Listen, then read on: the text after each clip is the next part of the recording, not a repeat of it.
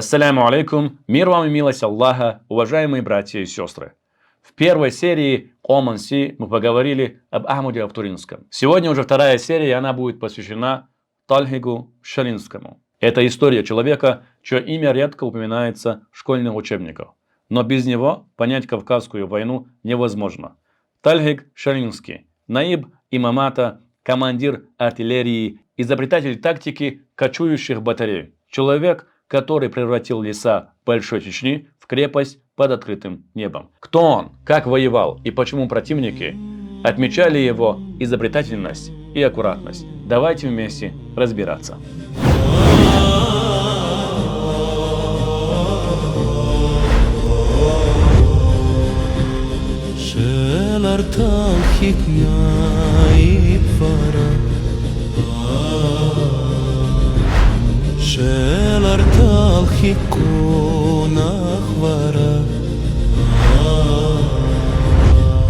Кавказях шамай рагайтина.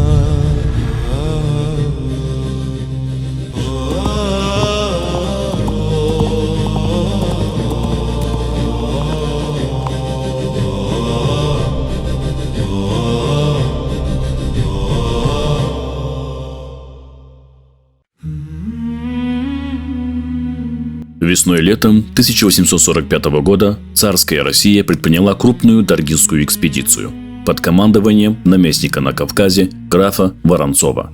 Цель – прорваться к ставке Шамиля в ауле Дарго и сломить имамат. После событий 1845 года столицу имамата перенесли из Дарго в более укрепленное Ведено. Шамиль занялся укреплением новой резиденции и поддержанием управления на подконтрольной территории. Именно в этом году Тальхиг Шалинский назначается на пост наиба Большой Чечни.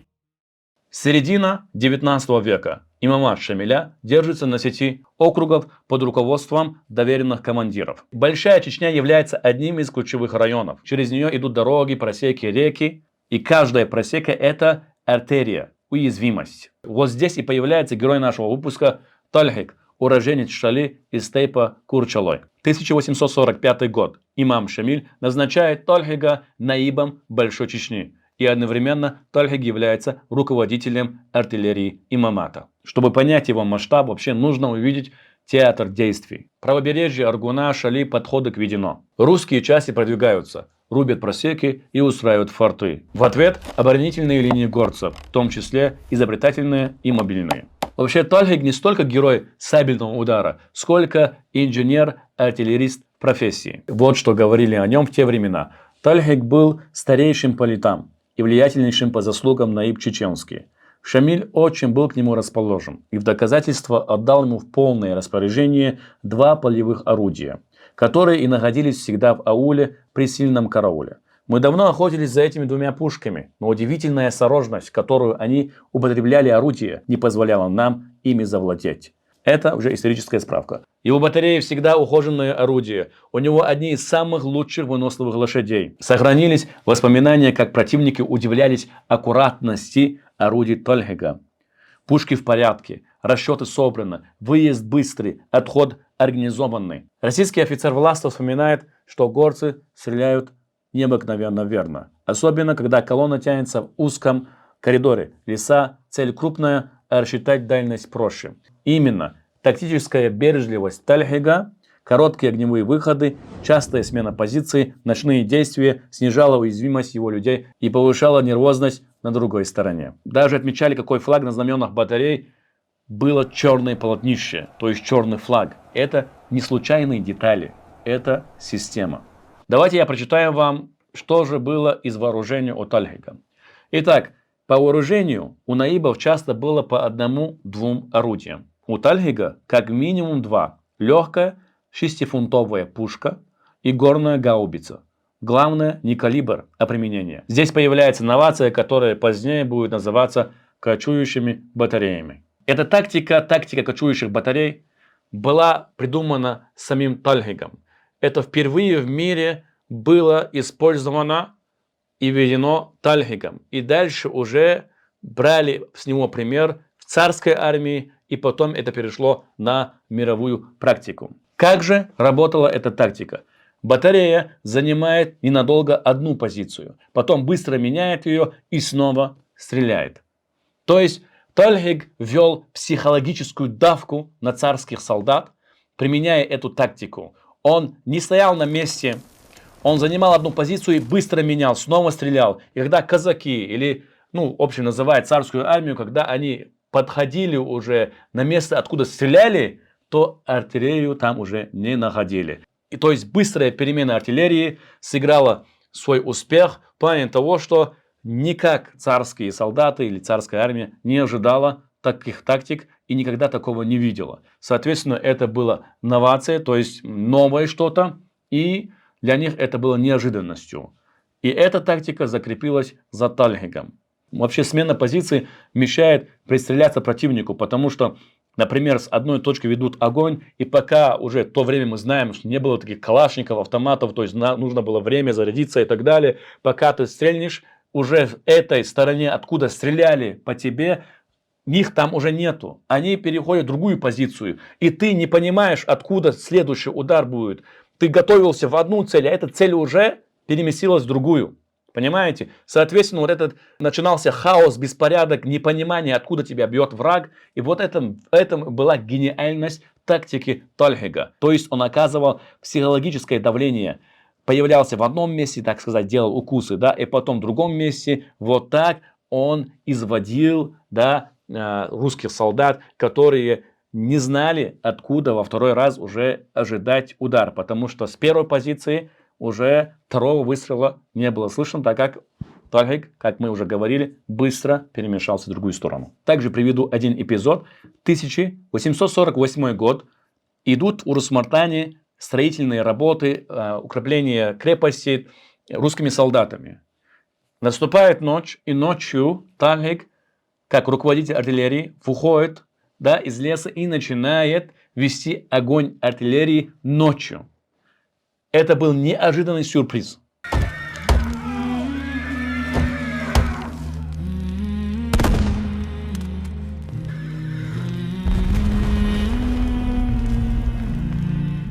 Царские солдаты, царская армия не ожидала такого, потому что ночью артиллерии они не делали вылазки и не стреляли. Тальхик применил это тоже впервые. Это не были масштабные батарейные дуэли. Как я сказал ранее, это были укусы. Точные, нервирующие, выматывающие. И да, эта тактика требовала дисциплины со стороны Тальхика, со стороны его части, его воинов. Тактика сильного передка, сильного конского состава и строгой и хорошей дисциплины. Одна ошибка, одна роковая ошибка, и можно было уже попрощаться с артиллерией, проиграть. Одна ошибка. Но Тальхик умело, как командир, выстроил строгую, жесткую дисциплину и сумел уже применять это на деле и очень тактично и очень хорошо отходил, снова вступал в бой, не оставаясь на одном месте. В этом был весь Тальхик. Он не тратит людей и бережет свою артиллерию, а также использует лес, рельеф и ночь как своих союзников. Самый известный эпизод – это укрепление у выхода просеки к Шалинской поляне, которое называли в то время Шалинскими окопами или укреплением Тальхика. Представьте линию, перерезающую дорогу из леса к поляне. Впереди ров, за ним бруствер. Фланги упираются в труднопроходимый лес и рельеф. Справа направление к Аргуну. По оценкам поздних описаний, ядро окопа порядка 750 саженей, то есть примерно полтора с лишним километра. Бруствер около 2,5 аршина. Это где-то почти 2 метра. Ширина рва до 6 аршин. На работу могло быть задействовано до несколько тысяч человек. Но важнее всего это пробка, перекрывающая выход из леса. Подходишь колонной, а тебя уже ждут. Вообще в истории эта позиция несколько раз штурмовалась. Представьте себе, Тальхик держит 3 года. 3 года держит от штурмов вот это укрепление в Шали, как мы сказали, шалинские окопы или укрепление Тальхика. Эта местность он держит 3 года. Снова и снова отбрасывая штурмы царской армии. Это 1849, 1850 и 1851 годы.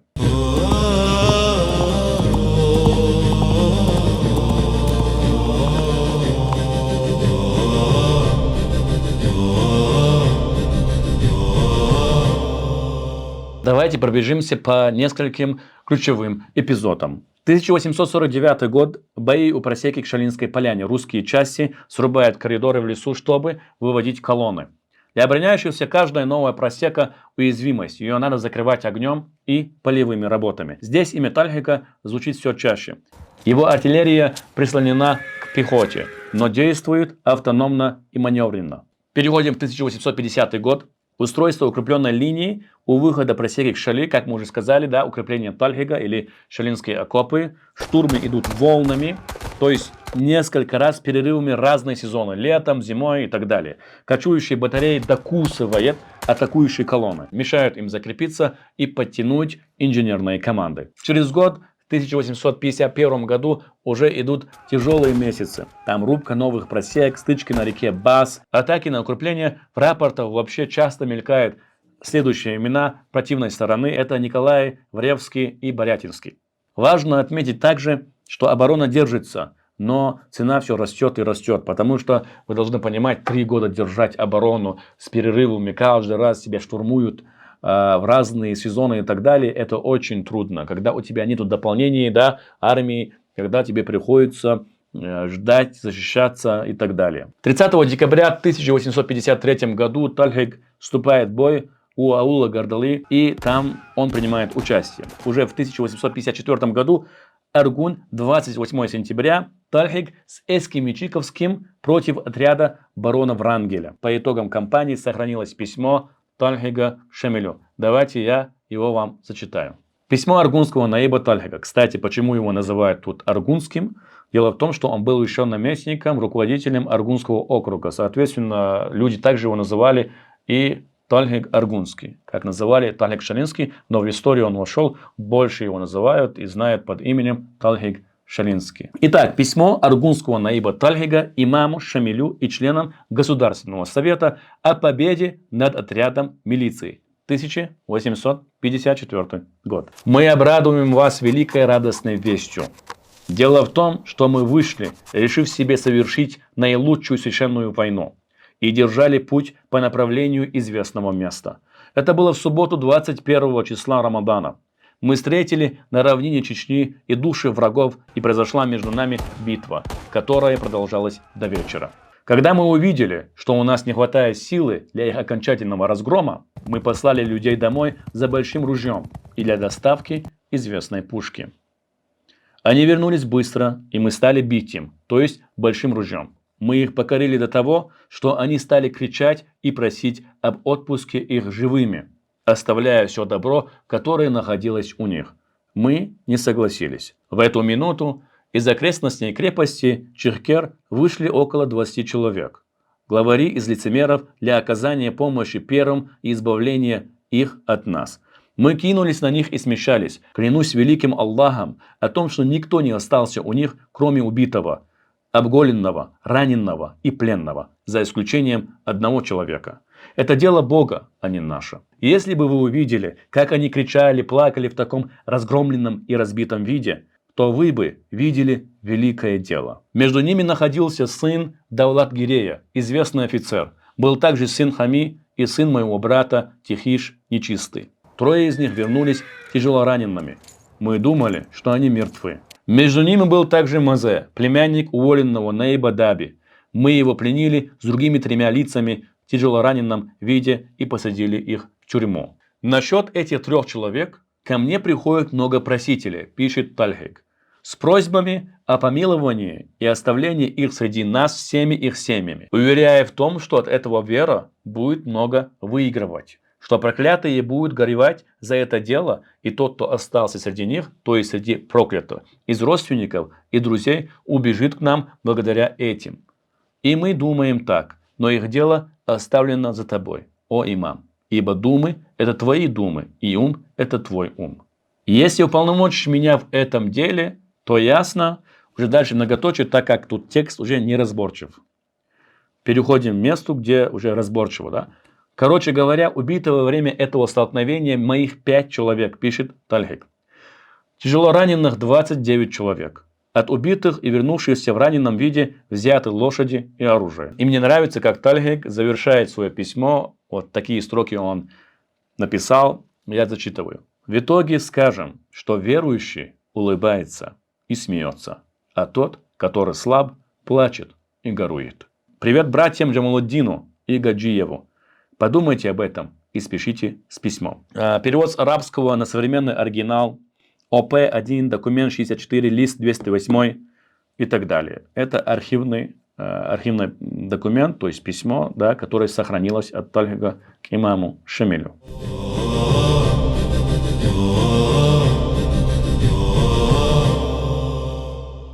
Есть командиры, про которых говорят смелый. Про Тальхига часто вспоминают. Аккуратный, осторожный, бережливый к людям. При этом он оставался частью машины имамата. Наиб это и судья, и военный администратор, и сборщик, и организатор. Держать округ, удерживая линии снабжения и мораль, не менее важно, чем выиграть один бой. Судьба Тальхига сложилась так, что если вы посмотрите первую серию нашей передачи Оман-Си, где мы рассказываем про Ахмада Утуринского, там я привел прокламации князя Борятинского, который предлагал вообще отличные, шикарные условия в то время, то есть установление шариата, и земли будут возвращены вплоть, начиная с 1839 года чеченцам. Все это есть в прокламации, и, соответственно, некоторые чеченцы, поверив этой прокламации, сложили оружие, так как в основе своем все, за что они боролись, в этой прокламации предлагалось. Но позже уже царская сторона не выполнила свои условия. В общем, это уже история, которую я там рассказал, вы можете там посмотреть. Вообще, после войны у него пошла жизнь, осложненная ранениями. И он умирает спустя 2 года. После того, как в 1859 году он сложил оружие, в 1861 году он умирает в родном ауле Шали. Вот так заканчивается история полководца и начинается история памяти. Если мы обобщим вклад Тальхига, то это трехчастный. На 3 части разделим. Первое – это то, что он придал артиллерии имамата темп.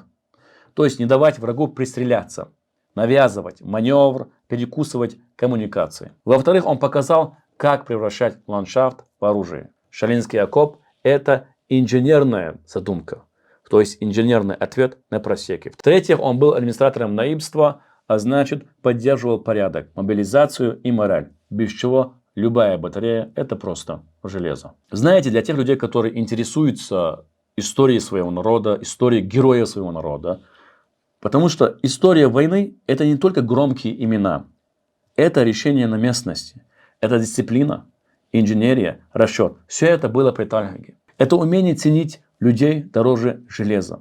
Он не был непобедим, он проигрывал, как и вся армия имамата. Он также и выигрывал, как и вся армия имамата. Но в том, как он воевал, есть урок. Это мыслить гибко, маневрировать, использовать пространство, чтобы сохранить жизнь. И в этом его наследие. Руководитель, командир, генерал артиллерии имамата, этот человек проявил храбрость, показал военное искусство. И они отмечали, насколько маневренность была, резкой. То есть вот эти выпады Тальхига, для них это было изумительно. То есть для них это было что-то новое. Они до этого не видели такой тактики. И эта изобретательность во многом, то, что сделал Тальхиг Шалинский, это очень помогло имамату Шамиля. Вообще имамату, который, в общем, находился в Чечне, 2 столицы в Чечне. И иметь в составе своей армии такого талантливого командира, как Тальхиг, это большой успех. И на деле Тальхиг доказал это не раз, несколько раз, отражая штурмы. И письмо, победоносное, которое он написал после победы над армией Врангеля, это доказывает. То есть он приносил успех имамату своими действиями, своими вылазками, своими неожиданными кусающими нападениями. Имя Тальхига крепко занесено в историю чеченского народа. Несомненно, Тальхиг Шалинский является Оман-Си.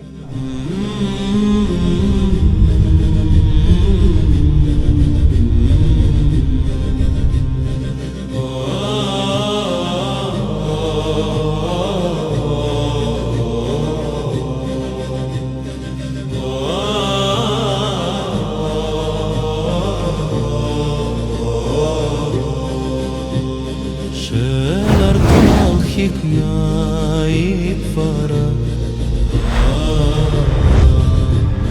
Шелар тал хикуна хвара Кавказях шамай рагайтина Шелар тал хикаман сидара